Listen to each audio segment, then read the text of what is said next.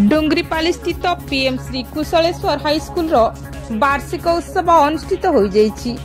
प्रधान शिक्षक बाबूलाल साहू और परिचालना कमिटी सभापति ईश्वर चंद्र पलिया प्रदीप प्रज्वलन पूर्वक समारोह को उद्घाटन करथिले। प्रधान शिक्षक बाबूलाल साहू अध्यक्षतार अनुष्ठित उद्यापनी सभा जिला परिषद उपाध्यक्ष झस्केतन बखार मुख्य अतिथि, सोनपुर पंचायत समिति चेयरमैन प्रहलाद नायक एवं संगीतकार तथा विशिष्ट कंठशिल्पी शासक कुमार त्रिपाठी सम्मानित अतिथि एवं इंग्राजी अध्यापक मधुसूदन पुजारी मुख्य वक्ता भावे जोग देइथिले।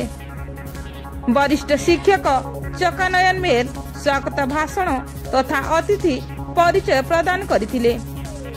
खेल शिक्षक चौधरी विभार शेष धन्यवाद अर्पण करथिले।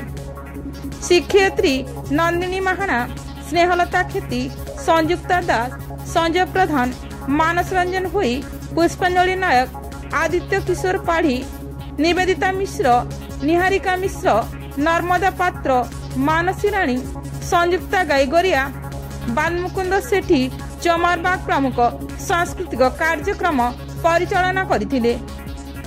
छात्री मानक द्वारा स्वागत संगीत एवं नृत्य गीत परिवेषण करा जायथिला। विभिन्न क्षेत्र में दक्षता थिबा 150 जन छात्र छात्री को अतिथि मानक द्वारा ट्रॉफी और मानपत्र प्रदान करा जायथिला। परिचालना कमिटी सभ्य मनोज पलिया, गिरीश चंद्र भरासागर, अर्जुन कुशल तथा समस्त सभ्य सभ्या एही कार्यक्रम रे सक्रिय अंशग्रहण करथिले। समस्त माता पिता एवं ग्रामवासी वृंद एही समारोह रे उपस्थित रही छात्र छात्री को उत्साहित करथिले। Bureau report, Tanushan TV.